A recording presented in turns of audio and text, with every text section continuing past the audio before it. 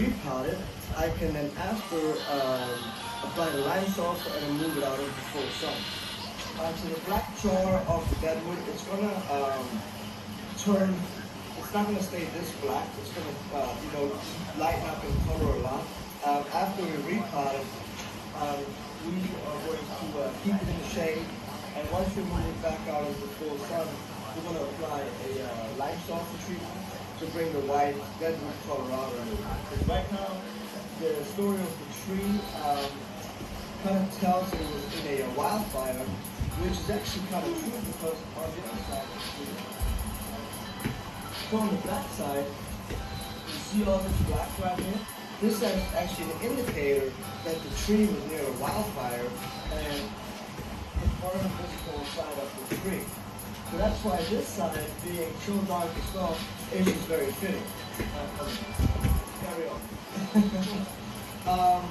On the very young shoots, on the very tip of the shoot, we use scissors because of the tailed leaves.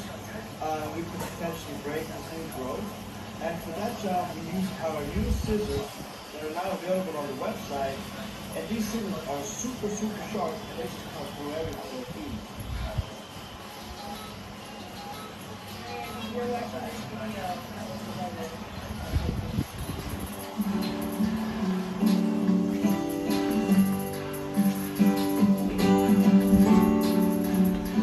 I can defoliate buttonwoods pretty much any time of the year, as long as it's warm outside.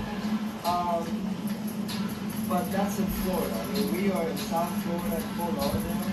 If you're anywhere else in the country where it might not be the same temperatures, you really want to do some research first. And you want to definitely make sure that the night temperature stay above 70 degrees. And this is why we defoliate this tree in the middle of the summer and not in early spring.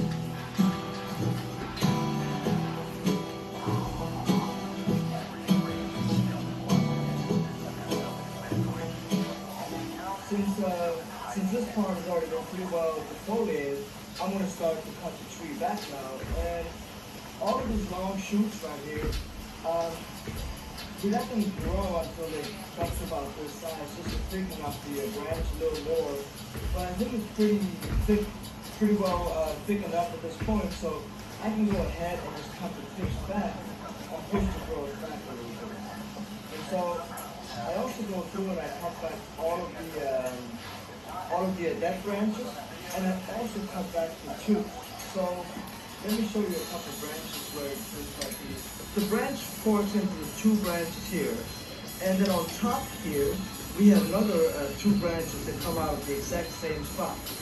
I call this the fork problem, where you have too many branches come out of the exact same spot. So I'm going to eliminate the middle branches, this one and this one. There we go.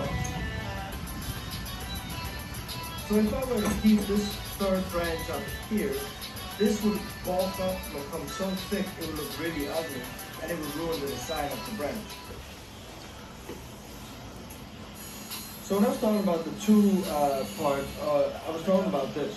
So the branch comes down here, it forks into two, it goes over here, it forks into two, and then it comes this way and it splits into two as well.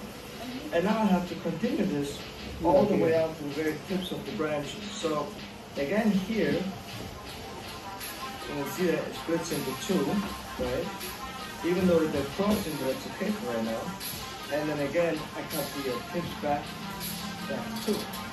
So in this branch over here, which is the other branch, follows down this line, and then I remove this. I cut this back, I remove this instead, and I just cut the branch back here.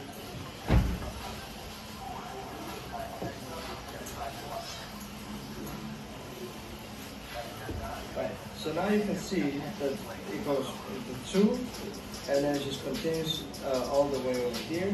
Let me show you what it looks like from above. So the branch splits into two over here, and then it runs down, and then it splits into two here, and it splits. This one actually goes straight up, so I'm going to cut this one out. See, it splits from here two, into then here two again, goes straight down, it splits into another branch here, and then you have one branch over here. It splits into two. And so I can take all these tips off here and push the growth back. And that's how you build your ramification. And this is why we defoliate, because we want to have more branches, for instance, in here. So by defoliating, I create a lot of back volume, and hopefully I will get another branch in here. So when you design your bonsai tree, there's a couple of very important things to look out for. Number one, you want to make sure that your bottom branches are the thickest branches on your tree, and then that they become thinner towards the top. So the thinnest branches should be on the very top of your tree. You also want to make sure you don't have any inside branches.